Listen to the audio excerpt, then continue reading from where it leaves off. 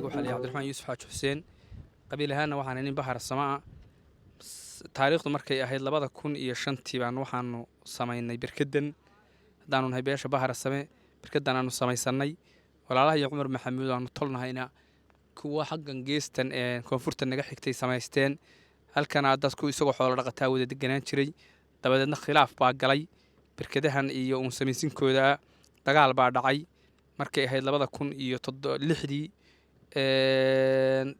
ilaa 6 iyo ilaa 18 dagaalkaas waa soconayay khasaaruhu waxa ku dhintay oo khasaarihiisi keenay dad gaadhay tiradiisu gaadhay 111 qof yaa awday birkadan markaa waxa awday oo sida ay hadeer tahay ka dhigay beesha Cumar Maxamuud baa awday khilaafkeedina waa taagan yahay oo wali heshiis weyn lagama qaadan wixii khilaaf ka bilaabnay iyada ahayd ugu horeysay waad aragtaan muraayada intusasa sida loo jabi birkada badan weeyaan xaggan inaga xigaan ilaa 5 birkadood ilaa 4 birkadood weeye oo sidaas oo kale awdan oo khilaafkoodii taagan yahay oo ay labada beelood isku khilaafeen marka khilaafka wuxuu ka yimi ma inaan heshiis lagu ahayn dhulka meesha laga sameeyay ina baraagta aan laga tashan birkadan laga tashan baa birka qoladan markaan anagu tan samaysanay bay walaalhayo waxay yiraahdeen halka khilaaf ka keeneen dabadna isku dhac baa yimid ma isleedahay heshiis baad idinka walaalihiin ka gaari kadaan heshiis baa qaadan kadaan waa u soconnaa hadda inaan ku heshiinaan u soconnaa oo diyaar u nahay iyagana iskaga warqabnaa inaan ka heshiino bismillaahir rahmaanir rahiim magacaygu waxa la yiraahdaa Cabdirasaaq Maxamuud Yuusuf marka hore dadku ehel buu ahaa sidoo haddaba ehel u yahay dhulka waa la wada degay yeyba barkaduhu gacmadooda iyo darisnimadooda xoogaa yar yar kala durdurugsanaato dhowr kiiloomitir mar dambaa khilaaf dhashay annaga halkan degaynay idinku degi maysaan iyo waxaas dhashay barkadihii shil baa dhacay shilkaasi 2007 buu bilowday howlahaas hadii colaadii socotay colaada waxa la soo afmeeray marka khasaaradeeda 111 noqotay 2017 ilaa 2018 baa la soo afmeeray xal nabdeed baa laga gudbay barkadani waxay iyo barkadaha la midka ay sugayaan hadii ilahayd ma fadhiyaasha ugu horeeya in xal nabdeed oo kale laga gaaro oo si kasta ha noqotay diyaar muutiin in mataqaana beesha walaalihiina baante inaad xal bahar same inaad maxaa loo la fariisataan oo aad arinta biyaha iyo baraagaha aad xalisaan arintaas walaalaha iyo bahar same fadhigaas ugu soo horeeya waxaanu ka samaynaynaa qorshe kasta ha laga gaaro hadda wixii waa arin qabiil la jida xal nabdeed iyo wada hadal heshiisa oo ehelnimo iyadoo la tixgelinayo inay ku dhamaato baan Ilaahay ka rajaynaa diyaarna waa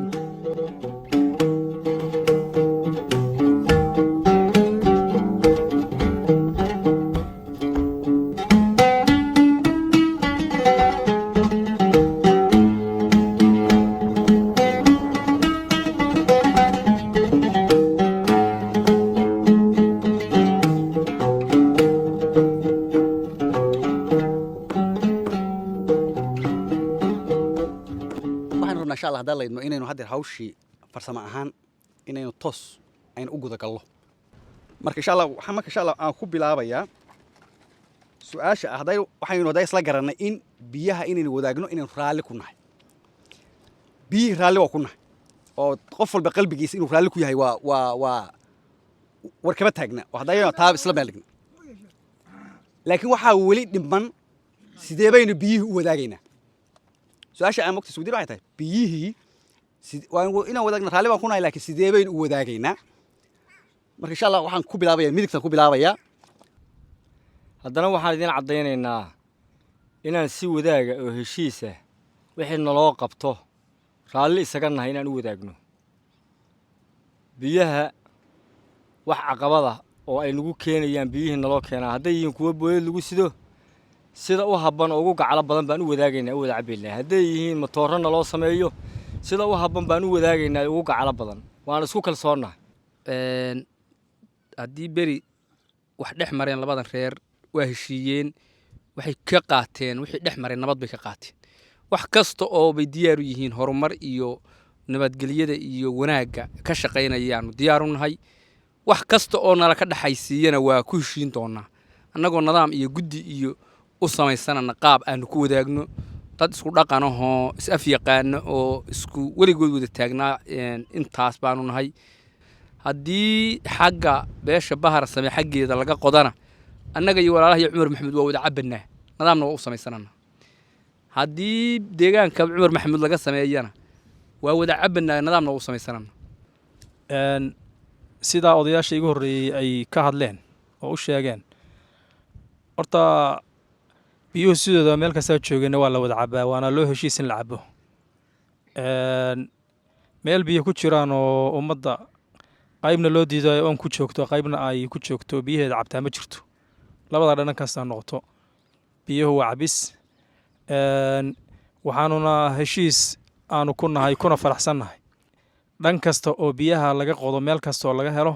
ama meel kasta oo laga sameeyana ay tahay wax noo dhexeeya ee aan ahayn wax qolada meesheeda laga qoday ay leedahay dadku waxa weeye deegaan buu kala leeyahay laba tuulaa isxiga oo iska horjeeda laba reer baa kala degan haddii mid laga qodo qolada kalena way leedahay biyaha waa la wadaagtaa waxaan u magacaabanaynaa hadda guddi mar haddii la yidhaahdo qofku ma aha qabiil hebel buu ka soo jeedaa haddii isku dhaf la yidhaahdo iyo haddii la yidhaahdo hal dhafi wakiil ha noqdo hana lala xisaabtamo waxa lagula xisaabtamayana dukumiiti qoran ha noqdo oo la heshiisiiyey haatan waxyaabaha annagu aan ku shaqayno waxay hoos tagaan shareecada islaamka qofkii qof dilaha la soo qabta qabiil male ina hebel looma dhaafi karaa le haddii la gara waayo ina hebel la oranaya soo saa ma ahayn heshiiskii yacni iyadoo la xirayo godobta iyo isdabagalka iyo aanada qabiilka tan kaleeto gafka haddii midkii isku day sameeya sidaasoo kale 10 sano xariga iyo qorigiyo la cisho bay ahayd midaan ceelka sida loo wadaagayo dukumiitigaasoo kale qoran bay noqonaysaa iyo sida loo maamulayo iyo shuruudaha loo marayo iyo wadooyinkoodu taasina iyadaysay noqonaysaa waxay ku filan tahay ay ku siman tahay in loo magacaabo laba nin oo labada dhinac ka kala socda oo guddi loo magacaabo wax kasta horta haddaan loo samaynin wax la yidhaahdo cid loo og yahay oo loogu yimaado oo gacan ku hayn haddaan loo samaynin way xumaadaan oo ma wanaagsanaadaan sidaa darteed marka waxaa weeye haddii ay annaga dhinacayaga ka ay noqotana waxaa weeye waxaanu samaynaynaa in qayb guddida dhinaca kale ka mida iyo qayb guddida ka mida in loo sameeyo haddii ay dhinaca kale ka noqotana sidaas si lamida ayaan rajaynaynaa inay noqoto wax ummadda u dhaxaysa laakiin reer keliya uusan lahayn waxaa noo dhisan guddiyo ay magacaabeen islaam bashiir islaan cabdille iyo garaad jaamac garaad cali garaad jaamac oo beeluhu ku kalsoon yihiin oo guddiga nabadda la yidhaahdo insha allahu iyagaanu matoorada iyo dhaamamkana qaybo ka midaan waxaan uga samayn doonaa guddigaas dadweynuhuna ku kalsoon yahay isimadiina qabteen ayaanu cid uga qabanaynaa haddii aan laydmo arrinta iigu muhiimsan waxay ahayd guddiga hadda jira nabadaynta ah dumar ma ku jira hadduusan ku jirinna ma ogashiin in gabar xagga ka socota iyo gabar xagga ka socota in lagu soo daro sababtaa waa bulshada ka mid yihiin horta gabdhaha 12 gabdhood miyay ahayd ya 12 gabdhood oo guddi ah markii hore waxay ahayd arrintii hore oo colaadu markay joogsatay isdhex markii inuu suurageli karo in kale iyo waxyaabaha nabadda ilaalinteeda inta rag baa laga dhigay oo iyaga masaafada waa looga turay ayaan kadib oo 9 ah iyo 6 oday oo wixii xaqa oo la isu sheeganayo oo aan magaha ahayn kala celisa gabdhahaasina bilakiyar kadib baa waxaa laga dhigay 6 iyo 6 6 tuulo oo min laba ah sidaas iyaguna u jiraan ya maya waxay ka mid yihiin guddigana iyagii baa lagu kordhiyey guddigii baa lagu kordhiyey ha saasay marka u jiraan waa sida garabka kale ay yidhaahdeen weeye waa jiraan guddidaasi wayna shaqo galaan dee inta badan rag waa meelaha maaragtay marka meel wax degdega laga qabanayo kale iyo inta badan iyagoo loo tiraado waa dumarku waxa weeye hawshooda fara badan hawl gurida laakiin waxa weeye 12 guddida bay ku jiraan xilli ku dhow baana la magacaabay waxaan loo magacaabay si maaragtay maslaxad ahaan loo dareemay in dadka shacabka ay dhexgalkiisa iyo soo jiitaan rag buu la hadlayaa laakiin dumarka laftooda dumarka la hadlaan in iyaguna saas oo kale la isu soo dhex galo oo nabadda lagu soo dhaweeyo marka way jiraan waana u diyaar wixii nabad ah ee wanaag laga shaqeynayo waana u diyaar sida ranka kale garabka kale ay ugu sheegeen bay u jiraan waana ku raacsanahay assalaamu calaykum warahmatullaah horta guddiga laga hadlaya waa guddiga nabadaynta iyo nabad raacidda nimankaad sheegaysaa dadna lama diririn lalamana diririn wixii diriray baa la heshiisiinayay nabaddana loo raacayay marka saasayn guddiga ugu jirin guddiga mujtamaca badan ee ijtimaacigaa bay ku jiraane kan haddeed ayaga mid khuseeyo ma ahayn waxaanu raalli ka nahay 2 xubnood oo dadka laga tiro badan yahay ah iyo haddii laga badinayaba in lagu soo daro waana soo dhaweynaynaa raallina waa ka nahay guddiga biyaha maamulkiisa in 2 xubnood lagu daro waanu soo dhaweynaa aad iyo aad baan soo dhaweynaynaa dadka laga tirada badan yahay maadaama guddiga nabadaynta aysan ku jirin oo iyaga dagaalku khuseyn wixii horumarin ah oo biyaha ku saabsan oo horumar kale ku saabsan waxaa labada dhinacba diyaar u yihiin 2 xubnood iyo 3 xubnood iyo 4 xubnood intii loogu dari karo in loogu daro wayna ku jiraan guddiyada magaalada tuulada iyo deegaamada ay joogaan meelaha ka degan yihiin ilaa mogta waxa weeye dhibtana waxay ka bilaabatay meel goob biyaa la sameeyay ama baraag la sameeyay ka bilaabatay dhibtaa weyn bayna geysatay in goobiyood qolo gooni ay samayso oo guddigaas ay samayseen ku heshiiseen aan la soo marin oo iskood ay u samaystaan iyadoo qolo kale aysan ogeyn maxaa inooga xeera waxaa nooga xeera guddigaasi wuuba ilaaliyaa carrada oo waxaysan ogeyn lagama samayn karo iyagaa kaga daba horta waxaa nooga xeera waa la joojinayaa talageliyaa lagu samaynaya heshiisan ku nahay su-aasha haddaan ka jawaabo hadalka waa laga hadlay hore waa la soo dhameeyey wixii aan laysla ogeyn oo 2 bilood dhexdooda ah inaan cidi ku tallaabsan karin baa ka xeeran wixii horay maaragtay u dhaqan galay ama laysla ogaa waxaan ahayn dagaal cusub inaan la samayn karin wixii soo kordhana guddida 2 beelood iyo waxgaradka ayaa u xilsaaran wax ka qabadkooda ciddii jebisa xeerkaas hadda aynu ku heshiinay ku heshiiseen ciddii jebisa maxaa inooga xeera hadday cid ka mid ah ay jebiso waxaa nooga xeeran ganaax iyo xarig iyo meeshoo laga xabaalo bismillah waxaa nooga xeeran sida odaygu sheegay qofkii deegaan cusub sameeya in meeshana laga awdo isagana lacag ganaaxana laga qaado lana xidho waxaa ku heshiiseen labadana beeloodba in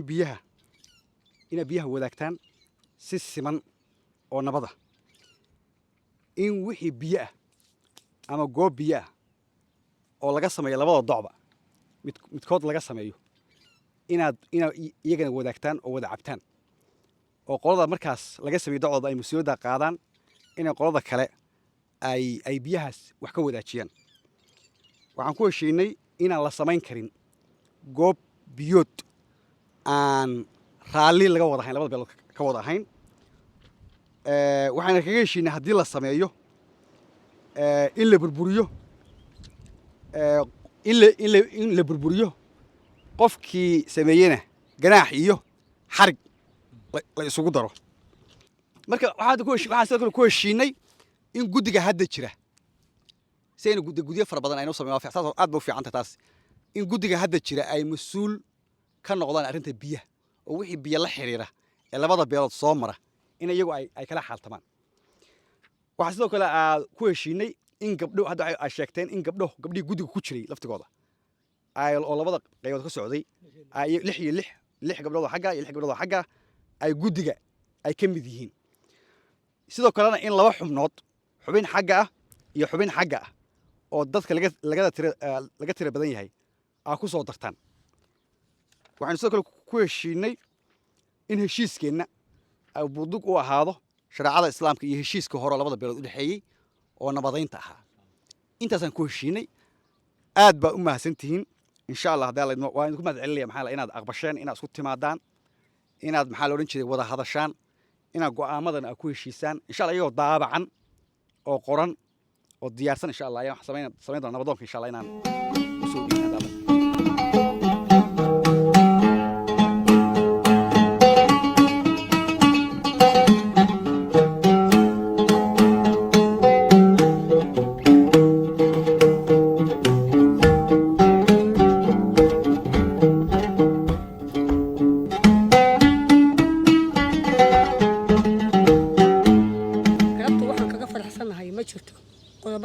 aad soo sheegteen ku soo heshiiseen